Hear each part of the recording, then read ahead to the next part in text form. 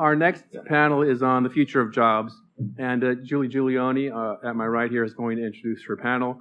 But I'd like to say a few words about Julie first. Julie is a champion for workplace development. We've known each other about 10 years now. Julie was our closer when I produced TEDx Pasadena in 2012. She believes that everyone deserves a chance to reach their full potential, which is one of my passions as well. Julie leads Design Arounds, which is a firm that creates and offers training to organizations worldwide. So who better to lead a discussion on the future of jobs? Please help me welcome Julie Giuliani. Thank you, Greg. And thanks to all of you for taking your precious time out of a Saturday to be here to address this vital topic. I am just thrilled to be here. You know, we've been talking about the forces and the factors that are creating enormous opportunities around green business.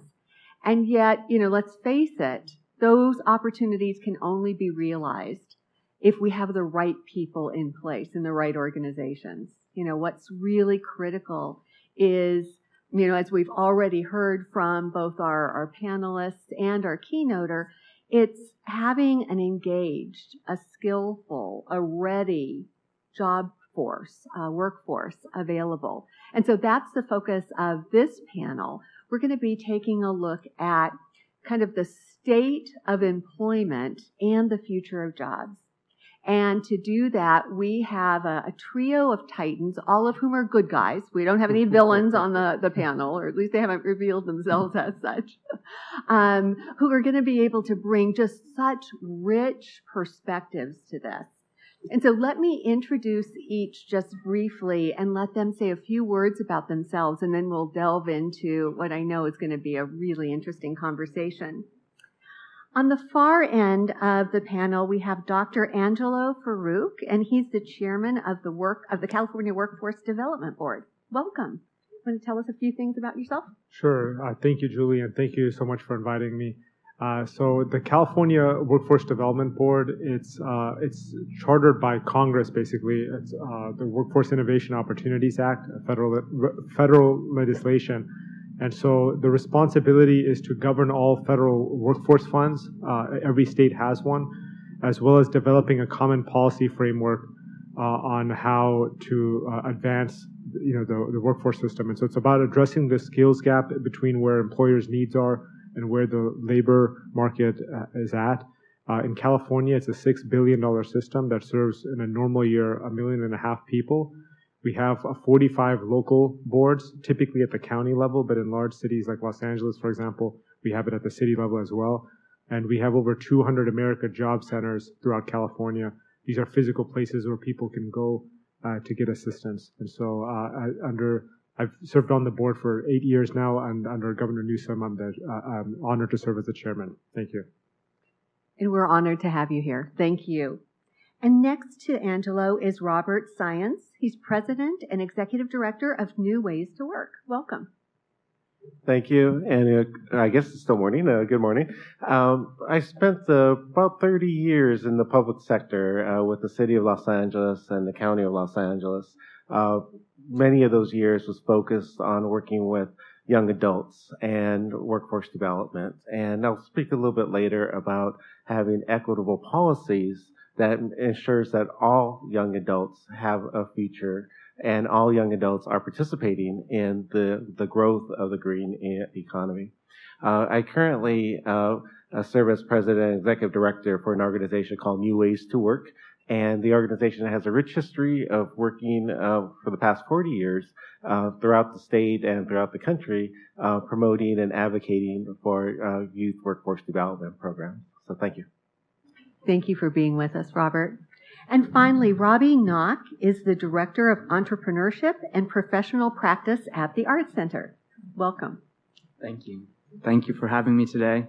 So my perspective on the future of work really comes from helping artists and designers start and build and fund and grow innovative businesses that solve some of the problems that we've been talking about today. And through that work and through my career, I've really developed a perspective on how big businesses, technology companies, workforce development folks like yourself think about the new types of skills and abilities that are needed for a workforce to serve those new types of solutions that are required for the shifts that we're undergoing. And as much as it's often technical or mechanical or systems-oriented change, storytelling, creativity, media, marketing, branding, all of that plays a huge role in this type of transformation. So really helping build bridges between those core areas and steer our community in that direction. Super. Thank you, Robbie. We're glad you're here. So you can probably already appreciate why Greg has pulled this group together. We're ready for a really great conversation. So I want to start kind of big picture, and then we'll delve into the pine needles. But at a high level, gentlemen, how do you see the employment landscape and the nature of work changing? I think what's happening is a multitude of factors. I think one aspect I'll just say on a high level is I'm seeing just the perception of workers shifting a lot, and just the dignity of of work, and when you look at the unemployment rate generally is not that high nationally, but the labor force participation rate has been declining in a very significant way, and it's been disproportionately women that have been leaving the workforce. And so I think part of it is that we need to reimagine from a worker voice standpoint. I think when you're seeing a lot more jobs than and going unfilled, I think part of that is it's an expression of worker voice, that people have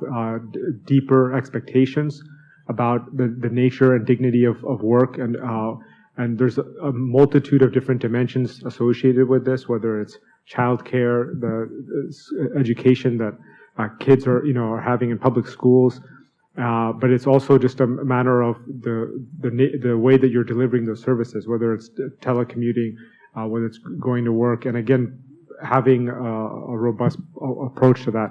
And I also think it's a strong reminder. I'm sure it doesn't apply to any of us here in this room, but when we think about when the shutdown happened and we were, the economy and society basically went to a standstill, that the people that kept working, the essential workers as we refer to them, just the extraordinary impact that they have and the appreciation we should have for them all the time. And I think hopefully these experiences have illuminated us to have those kinds of understandings and perspectives, and that should be really deeply ingrained in how employers and society moves forward in reconciling these new changing dynamics, because many of these things are opportunities for us to learn from and evolve as a society.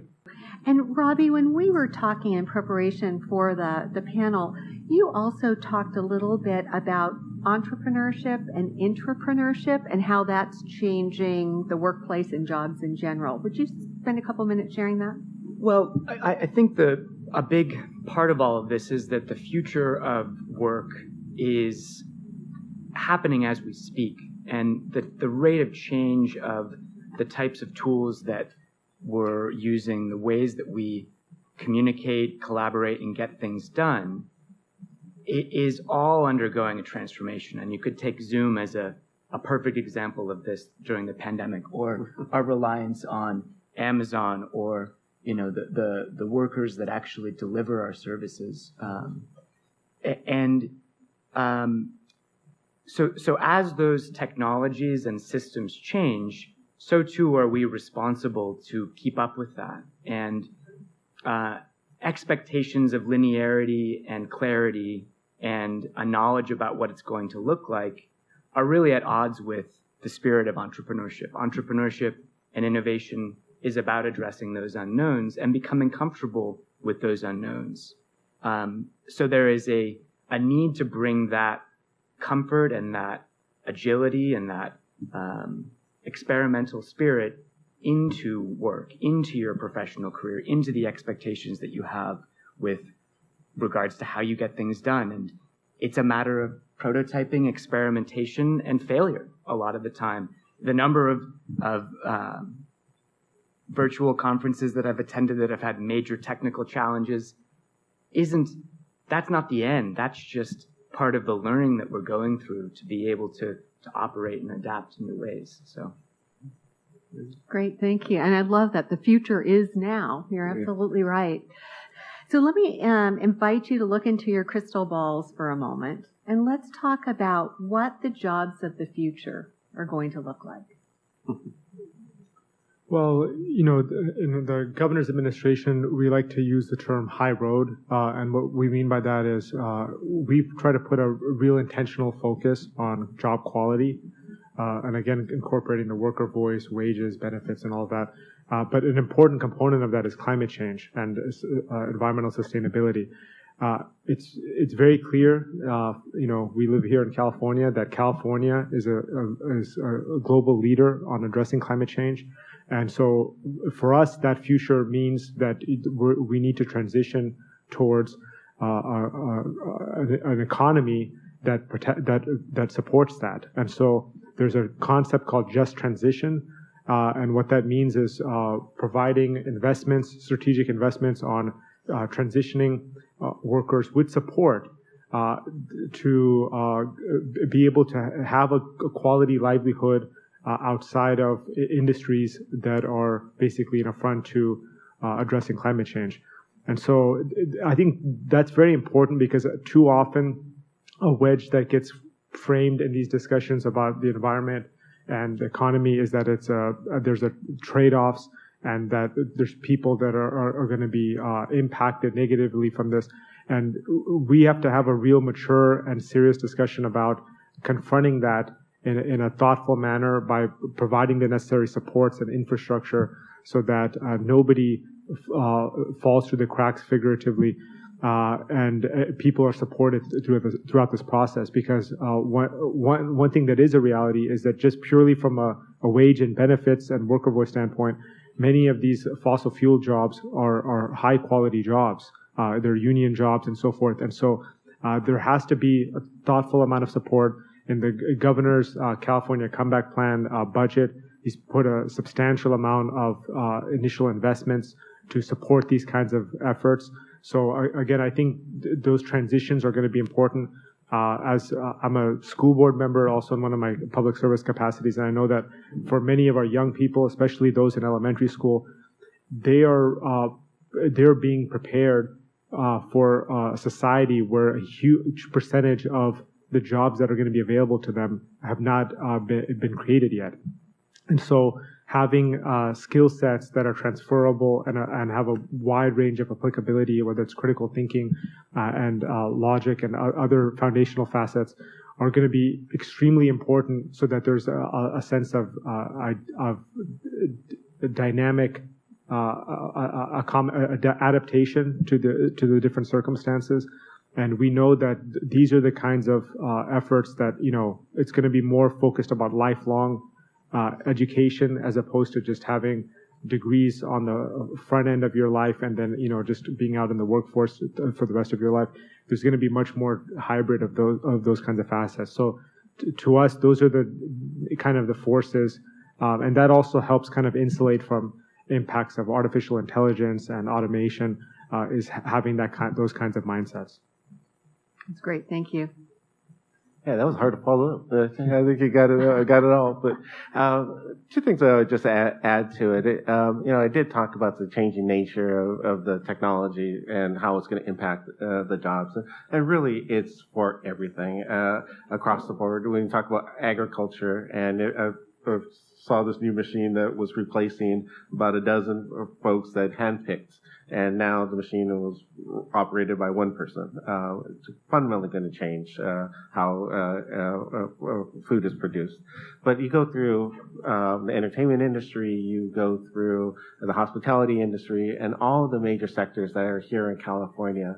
The use of technology and the use of higher end skills, or the need for higher end skills, is just going to be there. One of the underlying possible ways of seeing what might come next is that technology creates a lot of efficiency. So with the fast food example, that there's no longer a need for a workforce to make the food.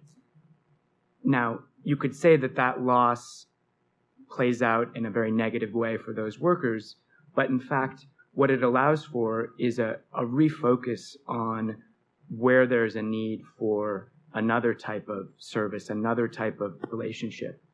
I see the efficiency in technology creating opportunities for interpersonal relationships, for care, for the types of activities that can only happen when other things are taken care of, that it can be addressed as a inner human challenge rather than a human labor productivity challenge.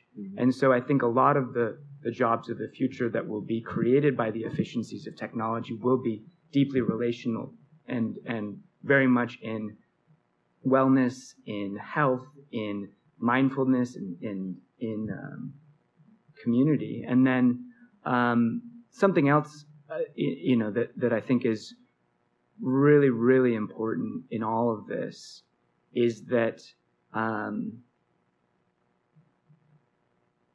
our expectations about retirement and a kind of air-conditioned utopia where we might sit and enjoy the kind of setting sun on our lives, I think that is fundamentally flawed.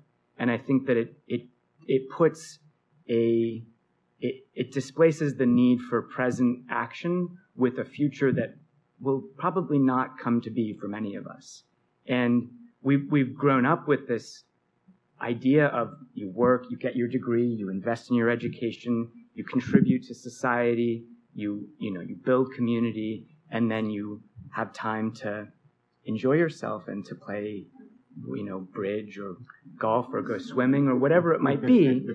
And I think that shift, the systems and forces that enable that type of retirement are the very ones that also are eating away at our resources. They're the ones that are making it impossible to consume less and recycle more and reuse more because we're so confronted by a need to work really hard and make a bunch of money and invest strategically and make sure that we then have that long-term retirement charted out. And I think technology allows us to put a little bit of that outside of our direct, it's no longer as much our responsibility, and we can rely on our collective intelligence and our collective ingenuity.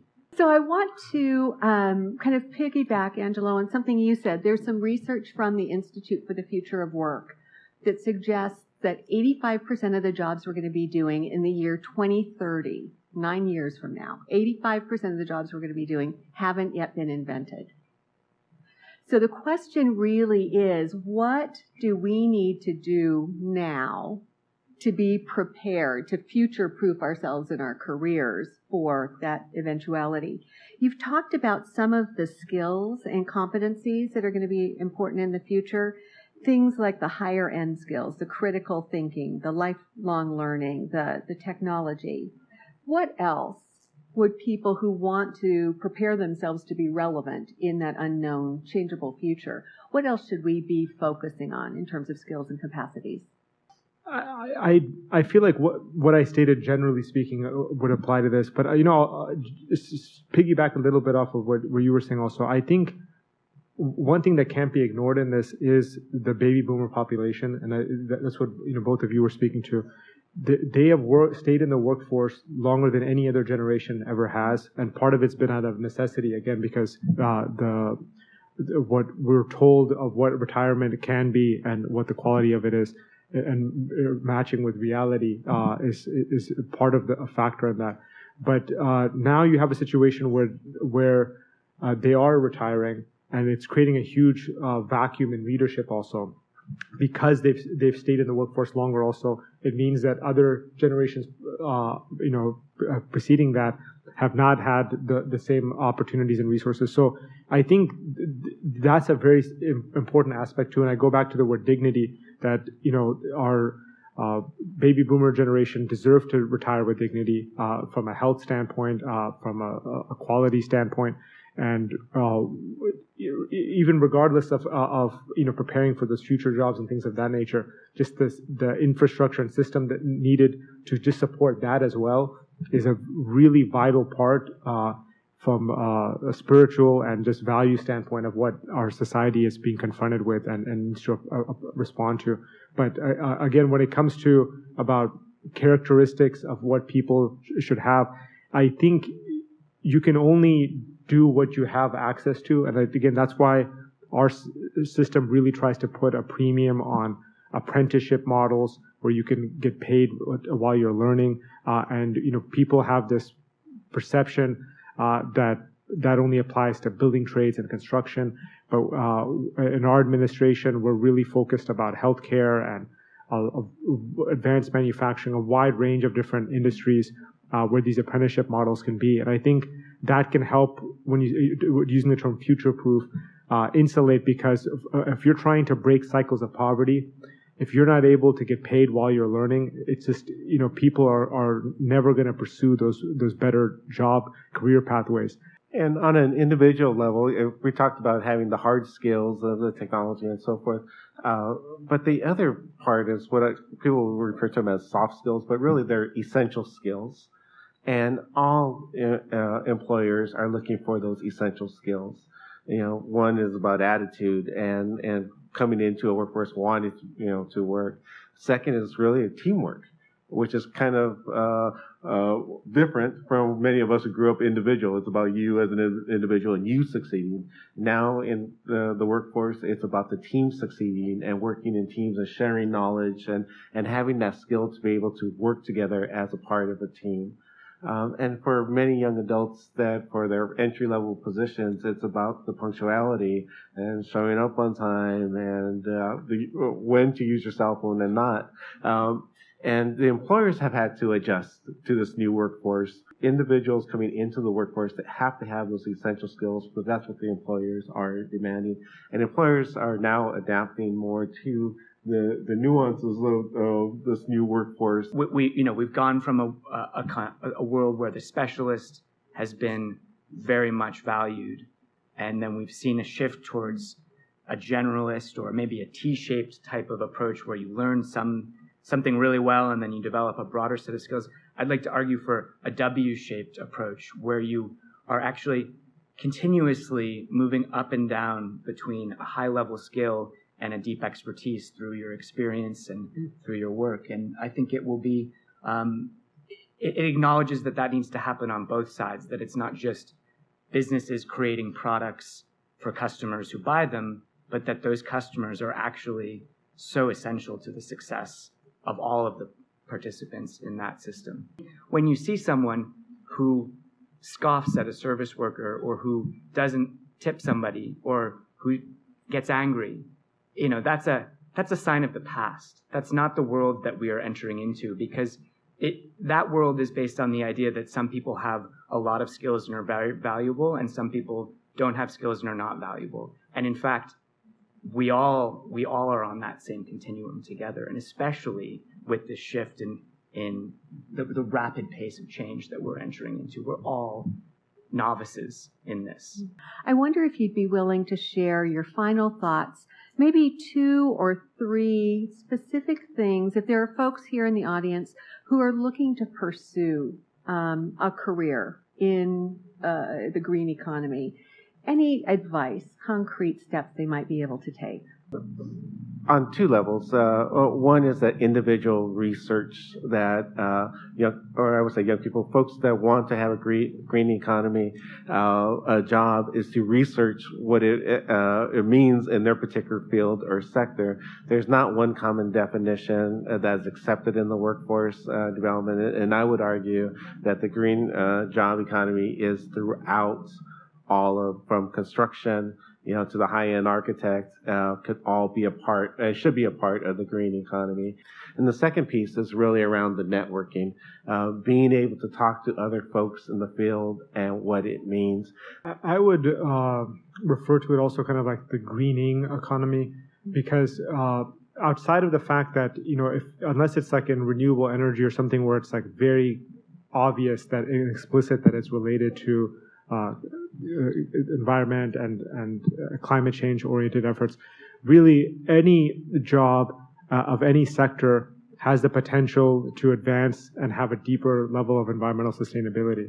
And so it's important that, this goes back to just the new dynamics between people seeking employment and the employers themselves, that there's more leverage for workers. And so when you're having a job interview, if you're asking serious questions back the other way about what is that company's commitment to environmental sustainability principles or other social value principles, pay equity principles, and all these other factors, that you have a deeper opportunity for your voice to be heard, and for employers to reevaluate the way that they're approaching these things. So I think that's really important and an opportunity.